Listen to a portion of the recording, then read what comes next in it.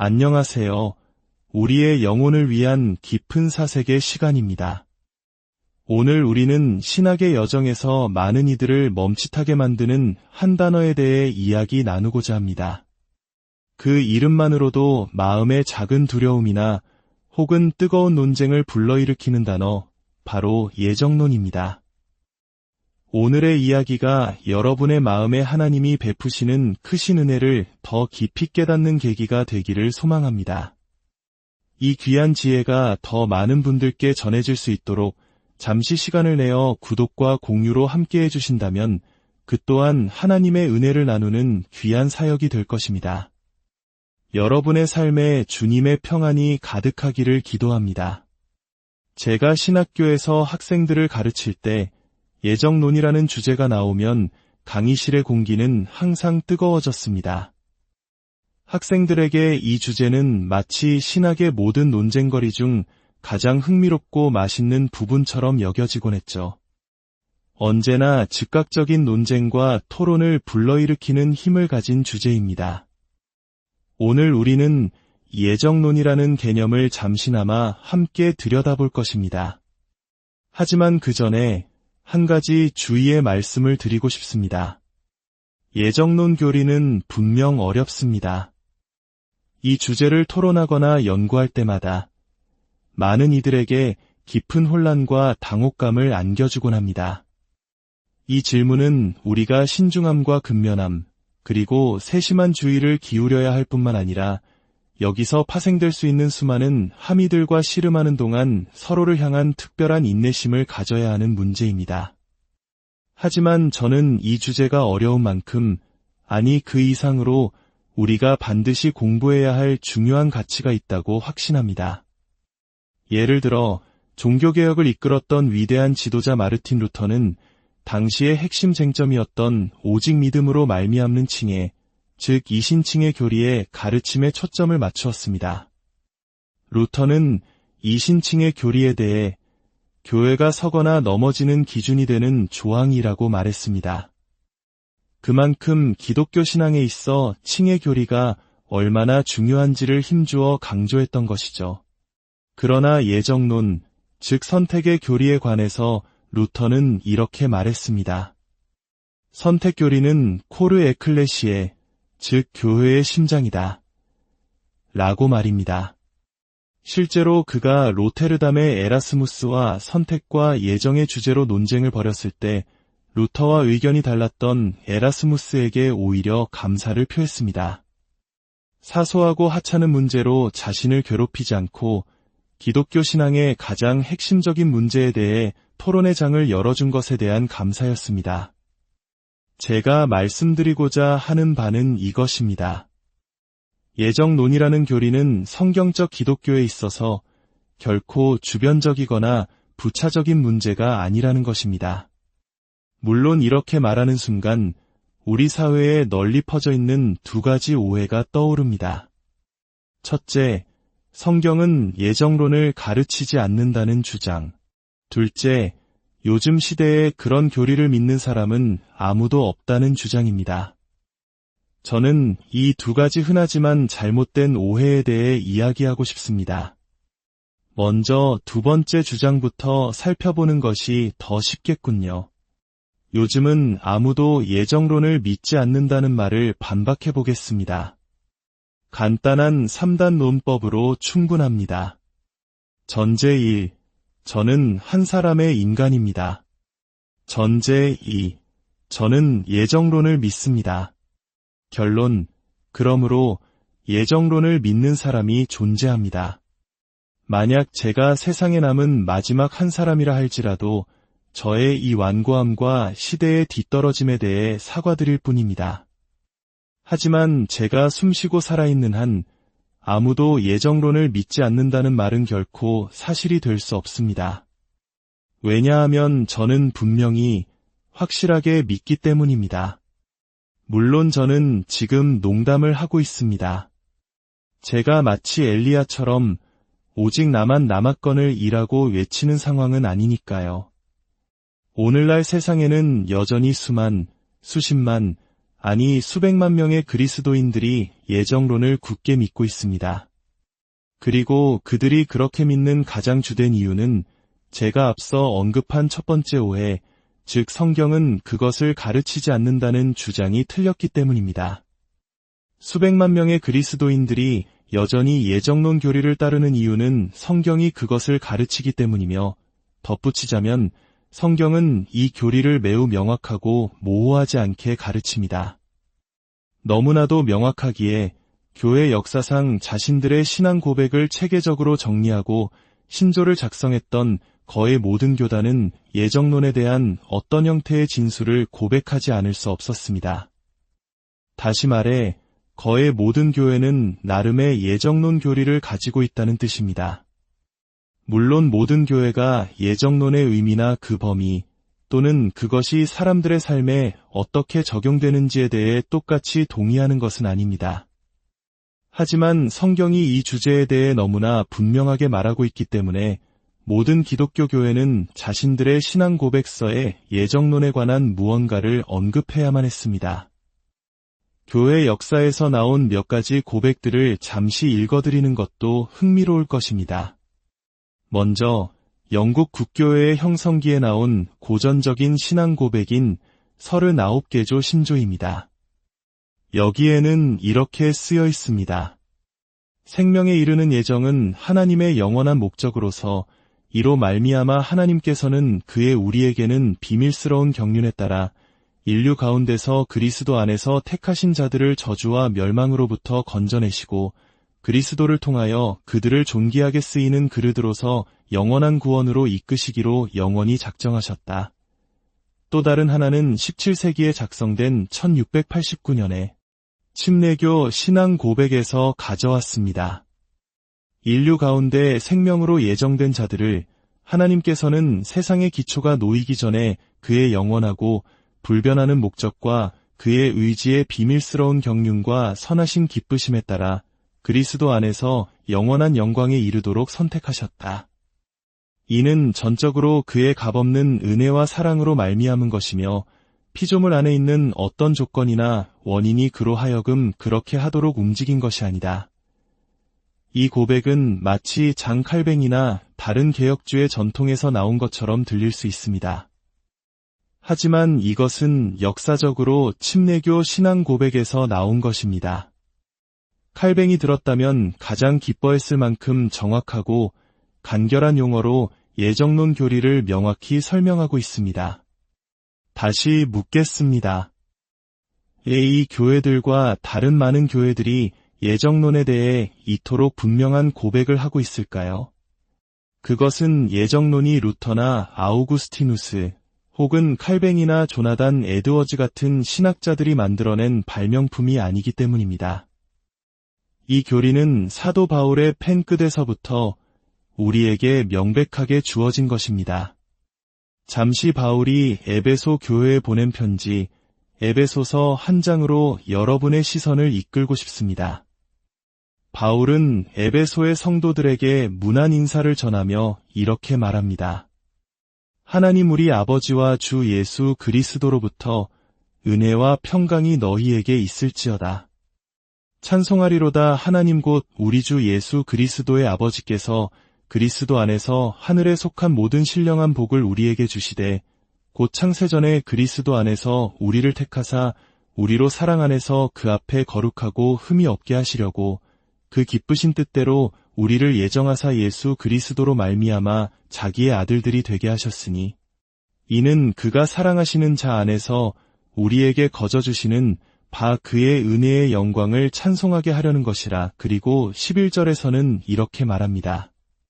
모든 일을 그의 뜻의 결정대로 일하시는 이의 계획을 따라 우리가 예정을 입어 그 안에서 기업이 되었으니 여러분 16세기의 종교개혁자들이 에베소서 본문으로 달려가서 예정이라는 단어를 슬쩍 끼워 넣은 것이 아닙니다. 이 단어는 처음부터 그 자리에 있었습니다. 헬라어 원어인 프로오리조는 미리 정하다, 미리 선택하다, 혹은 우리가 말하는 예정하다라는 의미를 가집니다. 우리는 모두 목적지 또는 운명이라는 단어의 의미를 압니다. 여행을 가려고 할 때 우리는 여행사에 가서 비행기나 기차표를 삽니다. 당연히 직원은 우리의 목적지가 어디인지 물어볼 것입니다. 즉, 당신이 어디로 가고 있는가, 당신이 향하고 있는 종착점이 어디인가를 묻는 것이죠. 예정이라는 개념이 의미하는 바는 우리의 운명, 우리의 최종 목적지가 어떤 의미에서 미리 사전에 결정되었다는 것입니다. 미리 결정된 목적지.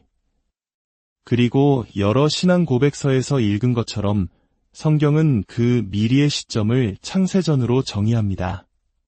세상이 창조되기도 전에 하나님께서는 계획을 가지고 계셨고 그 계획은 그의 비밀스러운 경륜과 그분의 선하신 뜻에 따라 무언가를 결정하신 것이었습니다. 주권적인 결정, 즉 어떤 이유로 무언가를 예정하신 것입니다. 그리고 성경은 그 예정의 대상이 사람들이며 그들이 예정된 목적은 바로 사랑하시는 자 안에서 아들들이 되는 것, 즉 그리스도 안에서 구원을 받는 것임을 명확히 보여줍니다. 만약 당신이 그리스도인이라면 당신이 태어나기 전에, 당신의 어머니와 아버지가 태어나기 전에, 아담과 하와가 만들어지기 전부터 하나님께서는 영원 전부터 그리스도 안에서 당신의 운명을 결정하셨습니다. 당신은 구원을 위해 사랑받는 자 안에서 선택되었고 영원한 생명을 위한 그분의 작품이라는 것입니다. 만약 이것이 사실이라면 이는 참으로 놀라운 일이며 동시에 우리를 당혹스럽게 할 수도 있는 문제입니다. 하지만 저는 이것이 그리스도인들에게는 큰 기쁨의 원인이 되어야 한다고 생각합니다.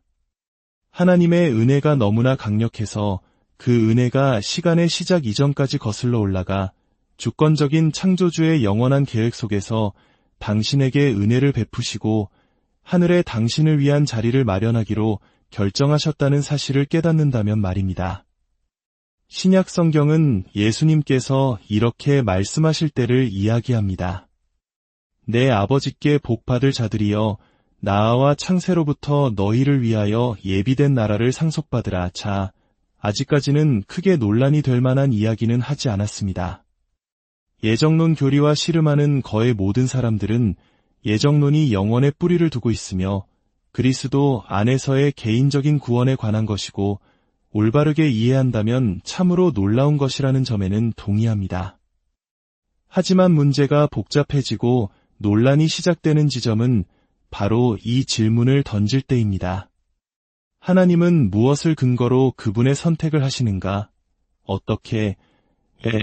그리고 어떤 조건에 따라 하나님께서는 누가 이 놀라운 구원의 은혜라는 선물을 받을지 결정하시는가? 하나님은 모든 사람을 잠재적으로 구원받도록 예정하시는가? 아니면 일부만 예정하시는가? 만약 그렇다면 구원받도록 예정되지 않은 사람들은 어떻게 되는가?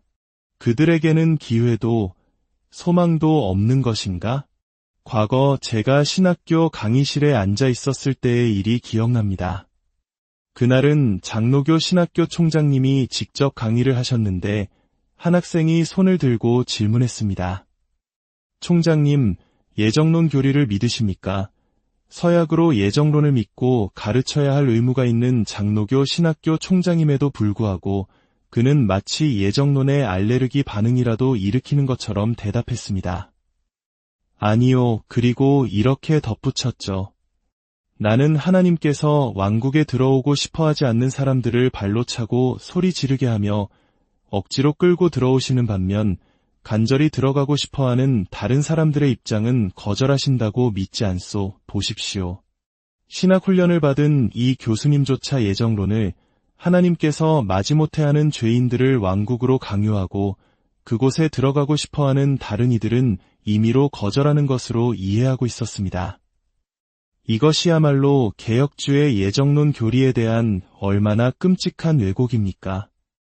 이제 잠시 시간을 내어 예정론 교리에 대한 여러 접근 방식들의 핵심적인 특징들을 살펴보겠습니다. 이 교리에 대한 신학적 논쟁은 4세기 한 수도사가 히포의 주교이자 교회 역사상 1000년의 가장 위대한 신학자였던 아우렐리우스 아우구스티누스에게 이의를 제기하면서 시작되었습니다. 그 수도사의 이름은 펠라기우스였습니다. 펠라기우스는 아우구스티누스가 쓴 한 기도문에 격분했습니다. 그 기도문은 이것이었습니다. 오 하나님, 당신께서 원하시는 것을 명령하시고 당신께서 명령하신 것을 허락하소서. 펠라기우스가 이 기도문을 싫어했던 이유는 마치 하나님께서 사람들에게 무언가를 요구하시지만 그들이 그것을 행할 수 있도록 하나님이 특별한 은혜를 주시지 않으면 불가능하다는 것을 암시하는 것처럼 보였기 때문입니다. 펠라기우스는 아우구스티누스가 말하고자 하는 바를 정확히 이해했습니다. 아우구스티누스는 실제로 이렇게 말하고 있었던 것입니다. 네, 오 하나님, 당신께서 저에게 개입하셔서 그것을 행할 힘을 주시지 않는 한 저는 당신이 저에게 요구하고 명령하시는 것을 행할 수 없습니다. 성경은 타락한 상태의 인간에 대해 죄와 허물로 죽었다고 말하며 본질상 진노의 자녀라고 말합니다. 또한 자연인은 하나님과 원수이며 하나님의 법에 복종하지 않을 뿐만 아니라 복종할 수도 없다고 말합니다. 예수님께서는 인류의 타락의 정도에 대해 바리새인들과 논쟁하시면서 이 놀라운 말씀을 하셨습니다. 나를 보내신 아버지께서 이끌지 아니하시면 아무도 내게 올 수 없으니 이 말씀을 잠시 들여다봅시다. 아무도 내게 올 수 없다. 아무도라는 표현은 보편적 부정입니다. 무엇을 할 수 없다는 것입니까? 올 수 없다. 여기서 할 수 있다로 번역된 헬라어 단어는 능력이 있다는 의미입니다. 예수님은 여기서 누구도 아버지께서 허락하지 않으면 나에게 오는 것이 허용되지 않는다고 말씀하시는 것이 아닙니다. 그분은 능력에 대해 말씀하고 계십니다. 아무도 올 능력이 없다는 것입니다. 우리 주님은 이 가르침에서 인간의 능력에 보편적이고 부정적인 한계를 두셨습니다. 적어도 한 가지, 아무도 할 수 없는 일이 있다는 것입니다. 그것이 무엇입니까? 아무도 내게 올 수 없다고 예수님은 말씀하셨습니다. 다른 어떤 일이 일어나지 않는 한, 즉 필요한 전제 조건이 충족되지 않는 한 말입니다. 하나님은 모든 사람에게 예수께로 오라고 명령하십니다. 그것은 인간의 도덕적 의무입니다. 하지만 그들 스스로는 하나님의 어떤 도움이 없이는 하나님께서 그것을 가능하게 해주시지 않는 한 그것을 할 수 없습니다. 여기서 우리는 아우구스티누스가 말했던 당신께서 명령하신 것을 허락하소서라는 기도의 의미를 발견하게 됩니다. 우리 중 누구도 타락했기 때문에 완벽해질 도덕적 힘이나 능력이 없지만 우리는 완벽하라는 명령을 받았습니다. 하지만 그 명령은 하나님께서 은혜롭게 무언가를 행하셔서 그것을 가능하게 해주시지 않는 한 결코 만족될 수 없습니다. 아무도 내게 올 수 없다고 예수님은 말씀하셨습니다. 하지 않으면이라는 조건은 우리가 예수께로 나아가기 전에 우리 안에서 일어나는 하나님의 은혜의 역사가 절대적으로 필요함을 가리킵니다. 예수님은 니고데모에게 다른 방식으로 설명하셨습니다. 사람이 성령으로 나지 아니하면 하나님의 나라를 볼 수 없느니라. 또 말씀하시기를 사람이 물과 성령으로 나지 아니하면 하나님의 나라에 들어갈 수 없느니라. 하지 않으면이라는 단어가 다시 보이십니까? A가 일어나지 않으면 B는 따라올 수 없습니다. A는 B가 일어나기 위한 필요 조건입니다. 이것이 바로 아우구스티누스, 루터, 칼뱅, 에드워즈와 같은 신앙의 거인들이 이해했던 바입니다. 저는 사람들이 고전적인 예정론 교리와 씨름하는 것을 압니다. 그리고 이 신앙의 거장들이 모든 교리의 세부 사항에 대해 서로 동의하지 않는다는 것도 분명합니다. 하지만 이 5명이 모두 한 가지 점에 동의할 때 물론 그들 모두가 틀릴 수도 있습니다. 하지만 저는 아퀴나스, 아우구스티누스, 칼뱅, 루터, 에드워즈가 모두 동의하는 신학적 요점에 대해 반대 의견을 내기 전에는 두렵고 떨리는 마음으로 제 숙제를 먼저 할 것입니다.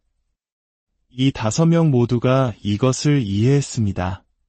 바로 성령의 역사인 중생, 즉 인간 마음의 기질을 변화시키는 일은 하나님께서 홀로 행하시는 일이며 이 일이 누군가가 믿음에 이르기 전에 반드시 일어나야 한다는 것입니다. 중생이 믿음보다 앞선다는 것입니다.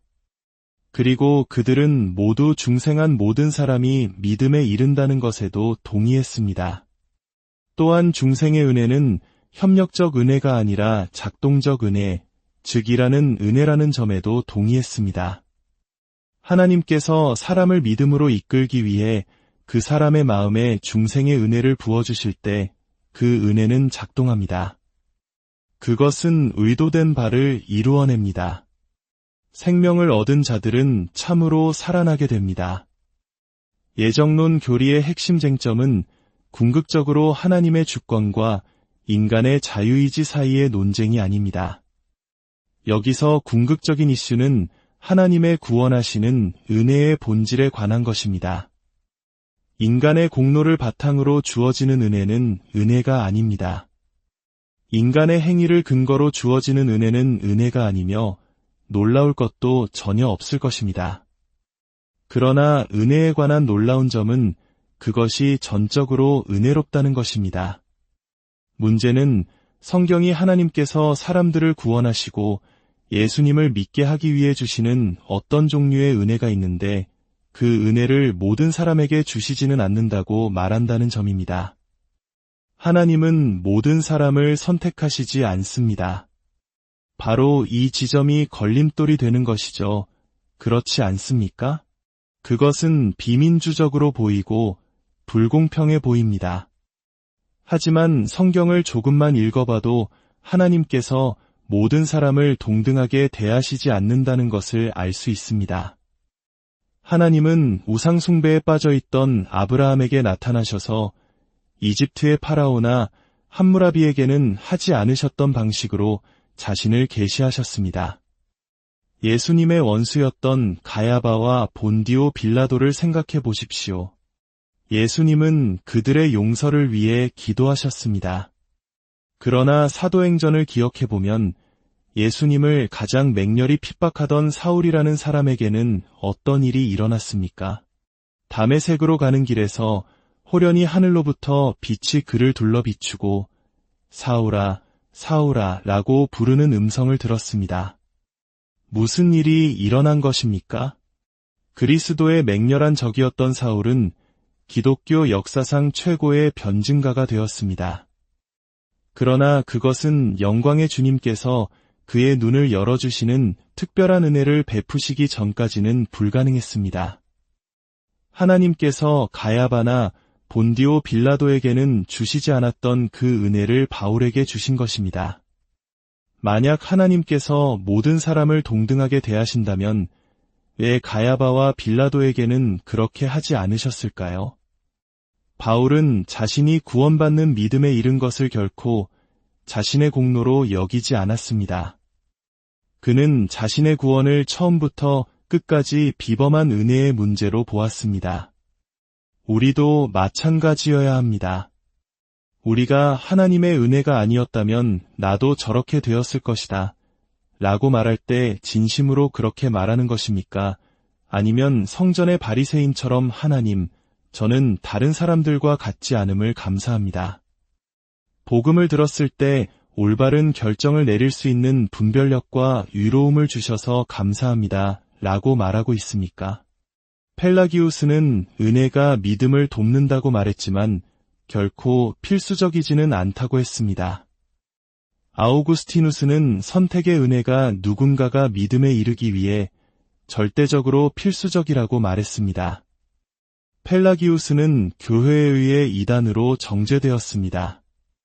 그러나 이 논쟁 속에서 반펠라기우스주의라는 온건한 입장이 등장했습니다.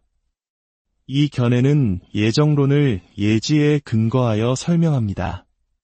즉, 하나님께서 영원 전부터 시간의 복도를 내다보시고 누가 제공된 은혜에 협력하고 누가 거부할지 미리 아신다는 것입니다. 그리고 그 미리 아심, 즉 예지에 근거하여 하나님께서 예정하신다는 것이죠. 하나님께서 예라고 말할 것을 아시는 사람들을 구원으로 선택하신다는 것입니다.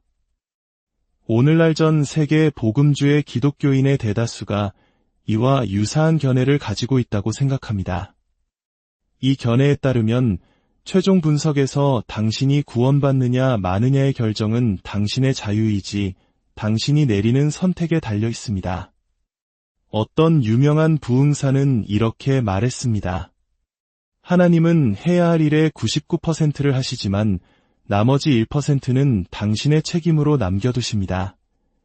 저는 두 가지 비유를 자주 듣습니다.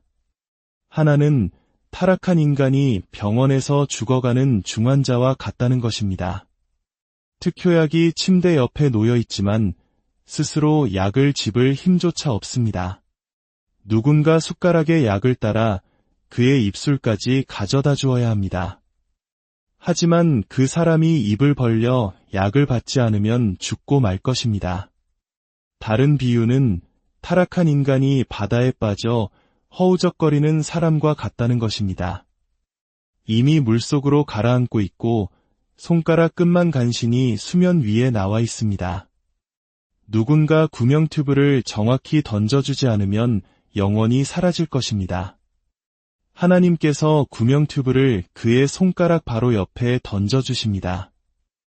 하지만 그 사람이 자신의 힘으로 구명 튜브를 잡지 않으면 익사하고 말 것입니다. 하지만 제가 성경에서 발견하는 것은 이런 모습이 아닙니다. 저는 구원의 은혜가 죽어가는 병자에게 제공되는 것을 보지 못합니다.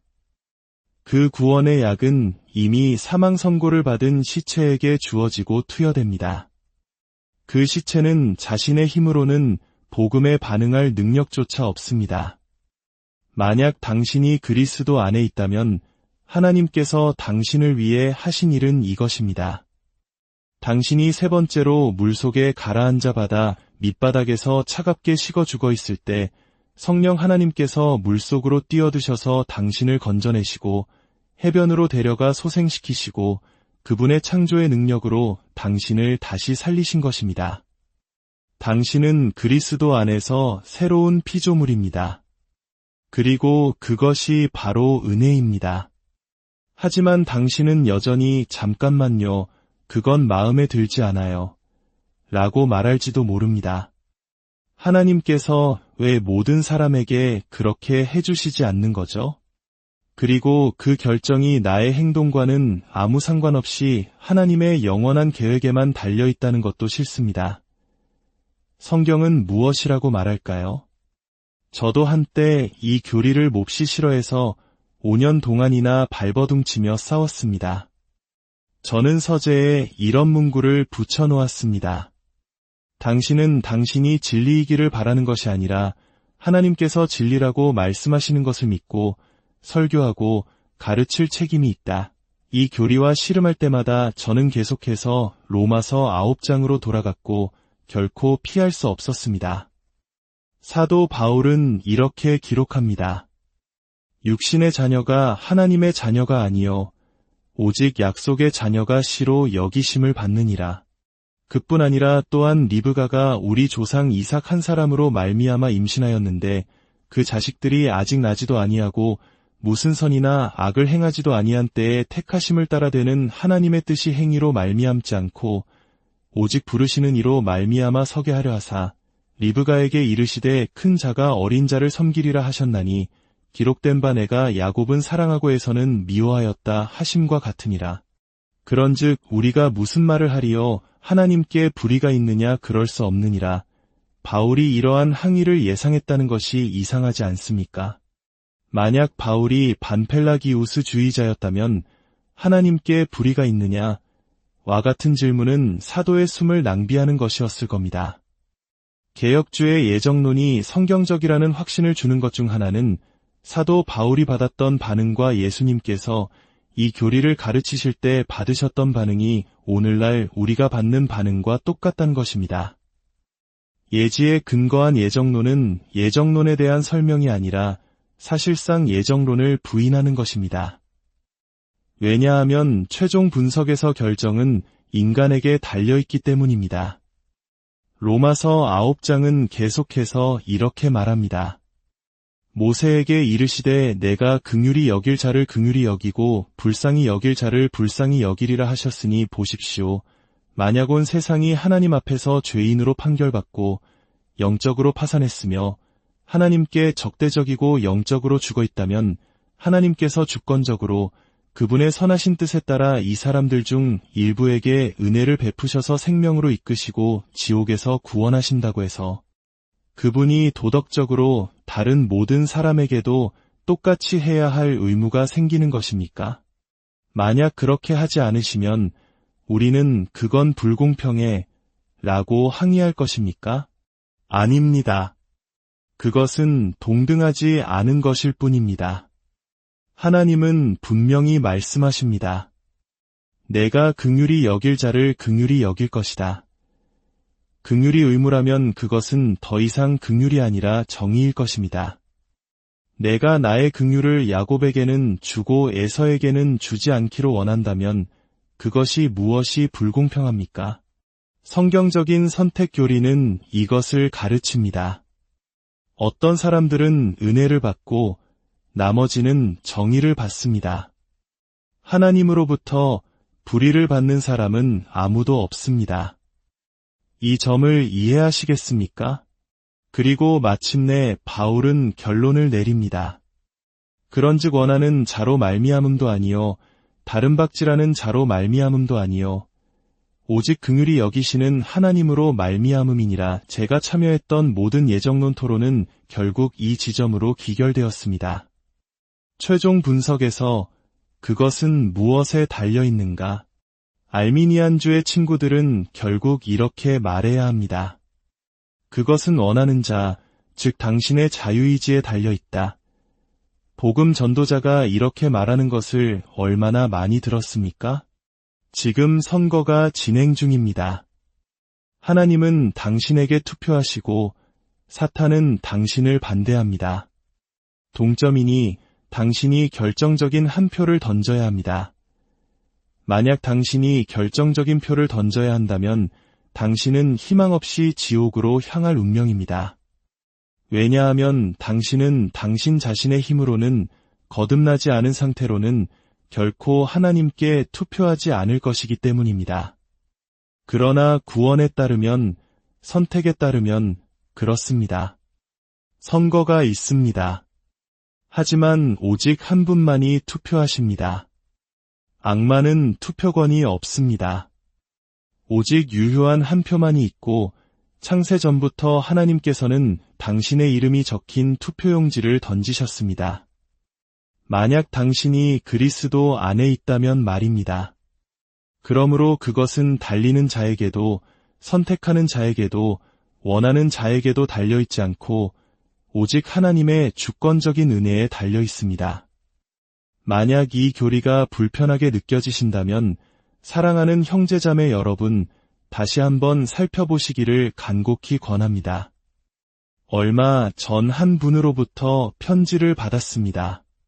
그는 이 교리를 몹시 싫어했지만 성경을 처음부터 끝까지 3번을 통독하기로 결심했다고 합니다. 그리고 그는 말했습니다. 성경을 다 읽고 났을 때 이 교리가 거의 모든 페이지에 있는 것처럼 보였습니다. 성경 탐구를 마쳤을 때 저는 이 교리를 받아들였을 뿐만 아니라 그 아름다움을 보기 시작했고 그 안에서 기뻐하기 시작했습니다. 사랑하는 여러분, 하나님의 은혜의 채찍질에 저항하다가 마침내 그분의 자비의 달콤함과 그분의 능력의 순수함을 보고 이와 같은 고백을 하는 사람들의 간증을 얼마나 많이 들었는지 모릅니다. 우리는 겸손히 고백하게 됩니다. 오 하나님, 우리의 본성적인 상태로는 도저히 그리스도께로 돌아설 수 없었습니다. 우리는 전적으로 그리스도를 향한 마음이 없었습니다. 우리는 죄와 허물로 죽었던 자들이었습니다. 그러나 자비가 풍성하신 하나님께서 우리를 당신의 나라로 이끄셨습니다. 선택의 은혜는 우리의 의지에 반하여 우리를 발로 차고 소리 지르게 하며 억지로 끌고 가는 것이 아닙니다. 선택의 은혜가 하는 일은 이전에 우리가 미워했던 그리스도를 기꺼이 간절히 따르도록 만들고 이전에 경멸했던 구주를 사랑하게 하며 이전에 도망쳤던 진리를 껴안게 만드는 것입니다. 그것이 바로 예정하시는 은혜의 전부입니다. 그리고 우리가 그것을 깨닫고 발견하게 되면 우리는 무릎을 꿇고 이렇게 기도하게 될 것입니다. 오 하나님, 당신께서 원하시는 것을 명령하시고